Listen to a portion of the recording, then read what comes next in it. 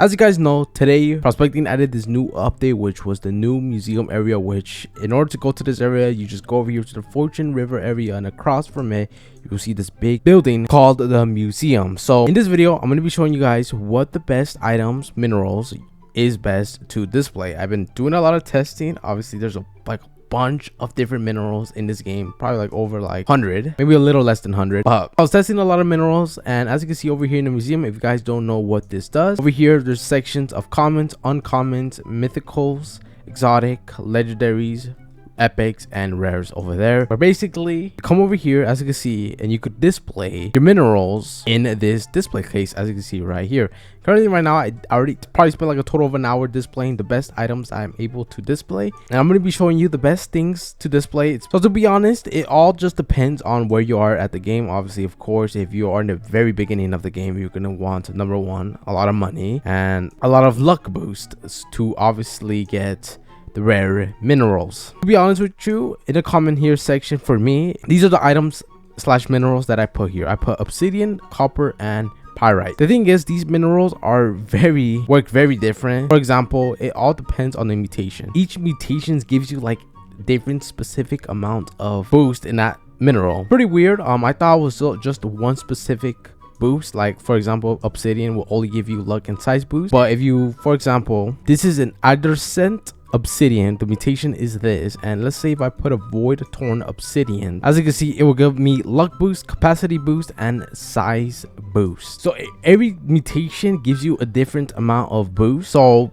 I was gonna make this video saying which specific mineral to use, but there's like thousands of different varieties of boost you could honestly get, and it's pretty difficult to go through every mineral and show what specific boost to use. But one thing I will say is, I guess you could use these specific minerals. So here in the comment section, what I have is obsidian, copper, and pyrite, which gives us a bit of luck, size boost, capacity, luck, and capacity and modifier boost. Honestly, these boosts for me won't really affect much. I don't really care what I have here. If you are, of course, early in the game, this will matter a lot to you, since it will probably bring a pretty big difference towards your grinding. So I'll just go with these minerals: obsidian, copper, and pyrite. In order to get the void torn mutation, you are only able to get this, I'm pretty sure, I could be wrong, in the void. You only could get this mutation in the void, but you could get the mutation before this one, and it will still give you a luck and capacity boost. But over here we have the copper, and then we have the pyrite right here. I still need to do a lot of testing. Like I said, there's a different variety of different things you could get, but we're gonna go over here to the uncommon section. So over here we have a topaz, coral, and I'm not sure how to pronounce this, but like I said, the void torn mutation is the best mutation you could get. The only way to get this mutation is going in the void, but this mutation here is going to give us luck, capacity, and shake strength. A lot of shake strength. The coral is going to give us capacity and luck, and capacity and luck. So since I'm in the end game, the only thing that I'm here trying to look for is luck and capacity, since those are the only two things that are gonna obviously increase my chances of getting the rare minerals, the mythicals, and exotic. So there's no purpose of putting high dig speed, high modifier boost, high cell boost, or any of that, since it's pretty useless. I already have a lot of money. I don't really need money, so the only thing I'm looking here for is capacity and luck.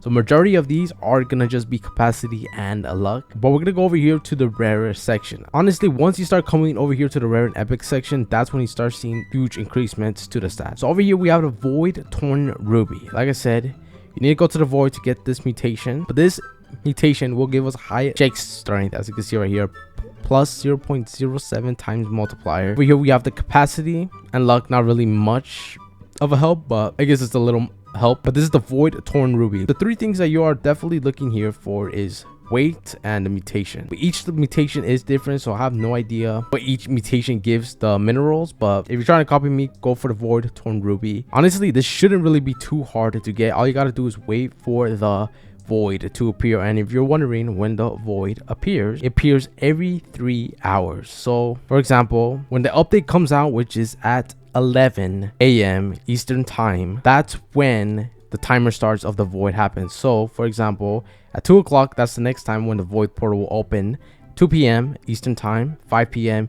Eastern time, 8 p.m. Eastern time, 11 p.m. 2 a.m., 5 a.m., 8 a.m., and 11 p.m. and repeatedly like that. The portal opens, I'm pretty sure, at like 8:05, and it stays open for 30 minutes. Honestly, getting a Void Torn Ruby shouldn't really be too difficult. Over here we have a Scorching, this mineral, which gives us pretty high luck boost and a little bit of dig strength.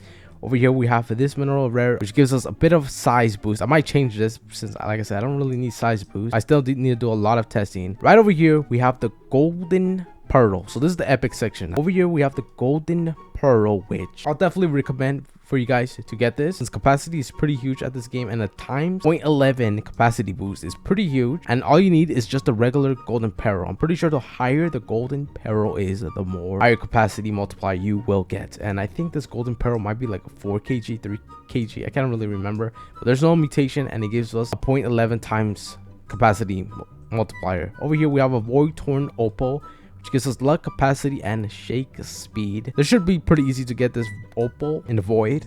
Over here we have an emerald, a Void Torn Emerald, which gives us quite a lot of luck and capacity. As you can see, these minerals are pretty huge because they're in a way bigger display case. And then over here in the last sections, the last 3 ones, we have here the legendary. So our first legendary we have is a Void Torn Fire Opal. This one might be a bit more difficult since it's a legendary to get.